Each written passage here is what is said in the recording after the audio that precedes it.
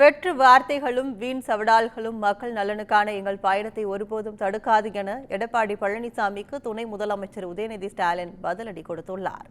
இதுகுறித்து எக்ஸ் தளத்தில் பதிவிட்டுள்ள அவர், 94 வயது வரை தமிழ்நாட்டு மக்களுக்காக உழைத்த கலைஞரின் பெயரை அரசு திட்டங்களுக்கு சூட்டுவதில் என்ன தவறு இருக்கிறது என கேள்வி எழுப்பியுள்ளார். அதிமுக ஆட்சியில் அம்மா உணவகம், அம்மா சிமெண்ட், அம்மா உப்பு என்றெல்லாம் பெயர்களை சூட்டியது யார் என வினவிய அவர், கலைஞரின் பெயரை அரசு திட்டங்களுக்கு சூட்டுவதும் சிலைகள் எழுப்புவதும் அவருக்கு செலுத்தும் நன்றி என கூறினார். அப்பா மகனை பாராட்டுகிறார், மகன் அப்பாவை புகழ்கிறார் என இபிஎஸ் கூறியதற்கு பதில் அளித்துள்ள உதயநிதி, முதலமைச்சர் தன்னை மட்டும் அல்ல, எந்த துறையின் நிகழ்ச்சியில் பங்கேற்றாலும் அத்துறை அமைச்சரின் செயல்பாட்டினை பாராட்டுகிறார் என விளக்கமளித்தார். தன்னை புகழ யாருமே இல்லையே என்ற விரக்தியும், தான் பாராட்ட அதிமுகவில் ஆள் இல்லையே என்ற ஏமாற்றமும் எடப்பாடி பழனிசாமியின் வார்த்தைகளில் வெளிப்படுவதாகவும் விமர்சனம் செய்துள்ளார்.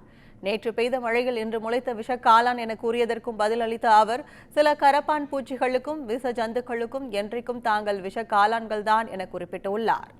தான் அனுபவம் மிக்கவன் என எடப்பாடி பழனிசாமி தனக்குத்தானே எக்ஸ்பீரியன்ஸ் சர்டிபிகேட் கொடுத்துக் கொள்கிறார் எனவும், வெற்று வார்த்தைகளும் வீண் சவடால்களும் மக்கள் நலனுக்கான தங்கள் பயணத்தை ஒருபோதும் தடுக்காது எனவும் உதயநிதி கூறியுள்ளார்.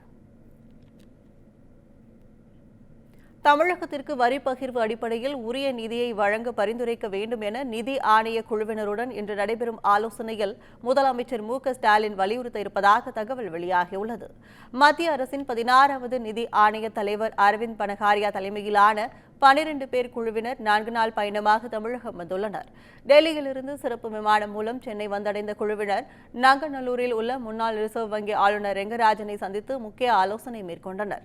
தொடர்ந்து கிண்டியில் உள்ள தனியார் நட்சத்திர விடுதிக்கு வந்த அந்த குழுவினரை முதலமைச்சர் மு.க.ஸ்டாலின் சால்வை அணிவித்து வரவேற்று இரவு விருந்து அளித்தார்.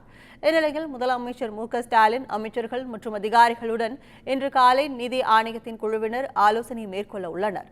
இந்த கூட்டத்தின் வாயிலாக வரி பகிர்வின் அடிப்படையில் தமிழகத்திற்கு உரிய நிதியை வழங்க பரிந்துரைக்க வேண்டும் என நிதி குழுவிடம் முதலமைச்சர் வலியுறுத்துவார் என தகவல் வெளியாகியுள்ளது. தொடர்ந்து தொழில்துறை மற்றும் வர்த்தக பிரதிநிதிகள், உள்ளாட்சி அமைப்புகளின் பிரதிநிதிகள் மற்றும் அங்கீகரிக்கப்பட்ட அரசியல் கட்சி பிரதிநிதிகளுடன் குழுவினர் தனித்தனியாக ஆலோசனை நடத்த உள்ளனர்.